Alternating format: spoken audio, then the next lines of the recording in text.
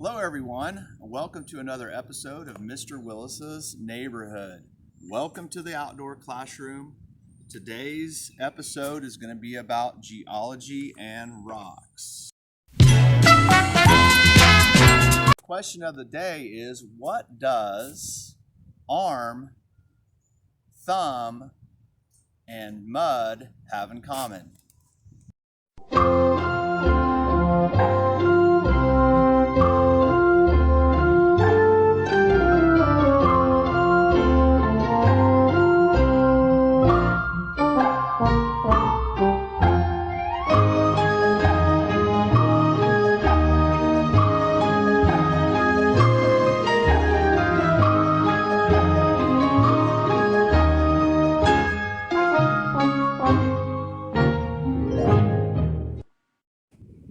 If you guessed wrestle, you are correct. An example would be arm wrestle. Gosh. Thumb wrestle. And of course, we're not going to mud wrestle. Earlier in the year, we did cover a lot of rocks. I have various rocks that are from around my house. Over here, if you remember, this is granite. Of course, granite comes from Colorado. Granite can come in a variety of colors like white and pink, and it can come in river rock. This river rock is granite that has been eroded. Notice that most of my kind of like makeshift patio here is made of river rock, which is granite.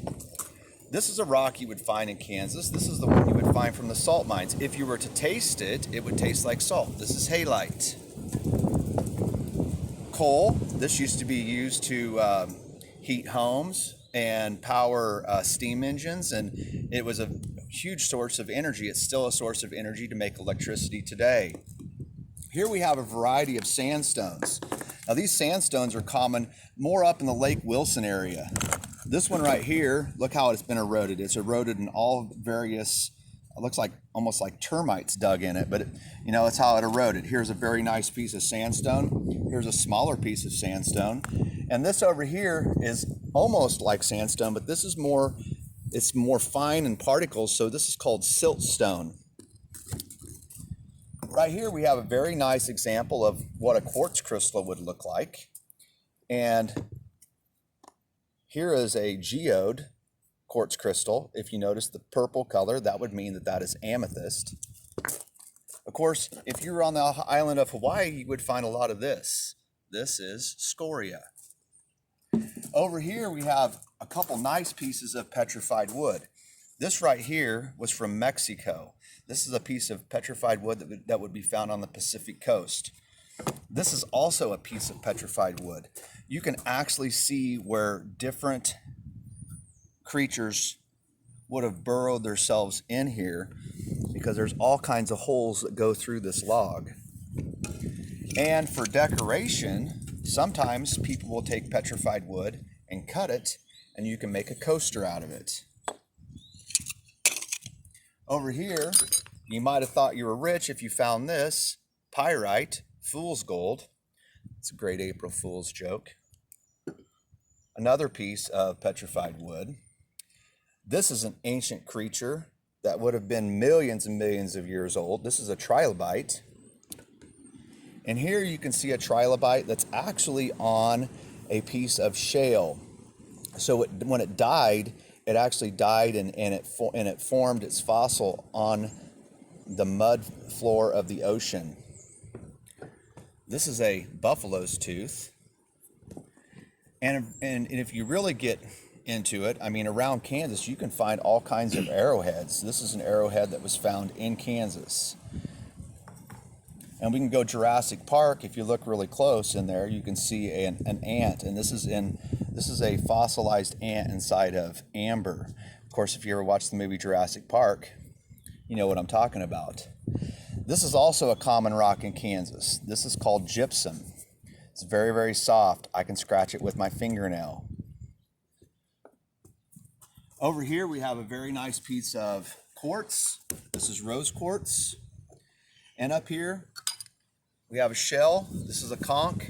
Of course, it would have came from the ocean. And if you listen in there really closely, you can hear the ocean. Makes you think of the beach right now. Okay, cut. Getting ready to go for a walk. We're going to go on a rock hunt walk. You're going to get some physical activity in. We're going to walk, and we're also going to be geologists while we're walking and look around for some various rocks. Some rocks right here. I'll tell you what, I drive my wife crazy because every place we go, I'm always looking for certain types of rocks and bringing them back home. Our yard is full of different various rocks. This one's really cool. Did you stop it? No. Okay, no, that's just... Our first stop on our walk is Scout Park. Sometimes rocks can be used as building materials, like this most common rock in Kansas. Can you name it? Limestone. You are correct. Up on our walk is the railroad tracks. First of all, be really careful around the railroad tracks. But around the railroad tracks, what you'll see a ton of is basalt. Of course, basalt is from the Hawaiian Islands, or it's around it's a volcanic rock. It's very, very common in Hawaii, and it's very, very common up in the Pacific Northwest. Okay.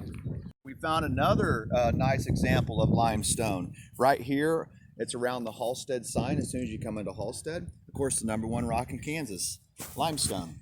Made it to Riverside Park on our walk. Around here, we're going to find several different rocks as well. Okay, here's an example of limestone. It's an aggregate. It's called construction aggregate. You can see it all the way through here. It's used all the way for this driveway. You can also see it. Gray rock over there, that's a bigger size aggregate. That also is a different type of limestone as well. We are by the swinging bridge, and I don't know what the history is on this rock, but this rock has been here for a very long time. It's extremely big, and of course, you guessed it, limestone. In Riverside Park as well. Again, limestone. Unfortunately, around here, there's not much other rock than limestone because limestone is the most common rock in Kansas. It's because Kansas used to be a sea many, many years ago. The limestone formed at the bottom of the sea. Well, we're back from our walk. There is an assignment I would like to give you guys. First of all, I would like to know, is there anyone out there that can tell me any history of the big rock that's beside the swinging bridge? The second thing is I would like you to flip grid any rocks you might have around your house, something that your parents might have that you want to share. If that's not the case, maybe you have something outside or around your house. Now, if that's also not the case, ask your parents if this weekend you can go for a walk, or in the evening you can go for a walk. Take a few pictures of various rocks that you see along the way. Try to figure what they are. If you have any questions, flip grid the picture to me, or send a picture to me and says, "Hey, Mr. Willis, what is this?" I hope you guys had fun on our virtual field trip, and good luck being a geologist. We'll see you next time from Mr. Willis's neighborhood.